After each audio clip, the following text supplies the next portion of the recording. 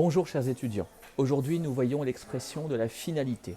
Et pour cela, je vais vous donner deux façons de le retenir. Soit vous arrivez à retenir en comparaison avec l'anglais, soit vous arrivez à retenir par les exemples.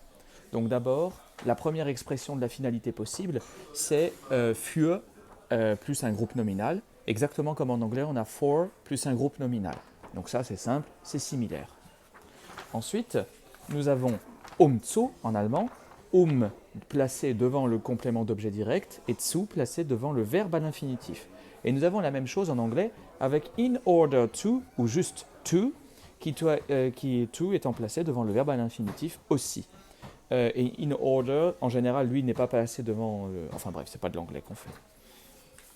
Enfin, nous avons damit, qui est lui placé devant un verbe conjugué, exactement comme on a so en anglais, qui est placé devant un verbe conjugué aussi.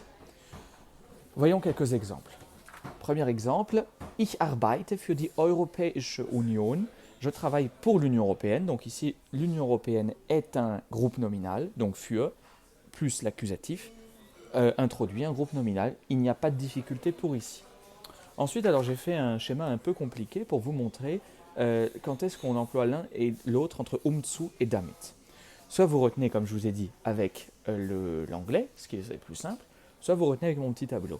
Donc, lorsque vous employez zu, le sujet de la proposition principale et le sujet de la proposition infinitive de but est le même.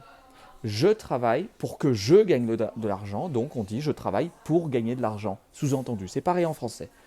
Ici, lorsque vous employez damit, qui signifie pour que, eh bien, le sujet 1 peut ou peut ne pas être le même que celui de la proposition de but.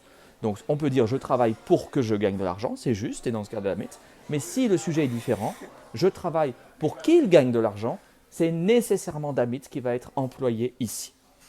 Je vous ai mis deux exemples pour que vous les reteniez. Hilft der Ukraine, die Demokratie zu schützen. Il aide l'Ukraine pour protéger la démocratie.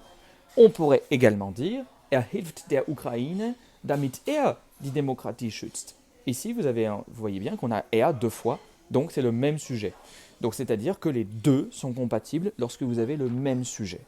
En revanche, lorsque le sujet est différent, eh bien là, pas de question, c'est damit. Hilft der Ukraine, damit die Ukrainer ihre Rechte schützen. Il aide l'Ukraine pour que les Ukrainiens protègent leurs droits. Donc ici, c'est il et c'est les Ukrainiens, et donc là, c'est damit qu'il faut employer. Donc je répète, lorsque le sujet est différent, c'est nécessairement damit. Si le sujet est le même, vous avez le choix entre zu et le choix est damit. Et ça, bien sûr, c'est si tant est qu'il y a un verbe dans l'histoire. J'espère que cela vous aura aidé et je vous dis à bientôt.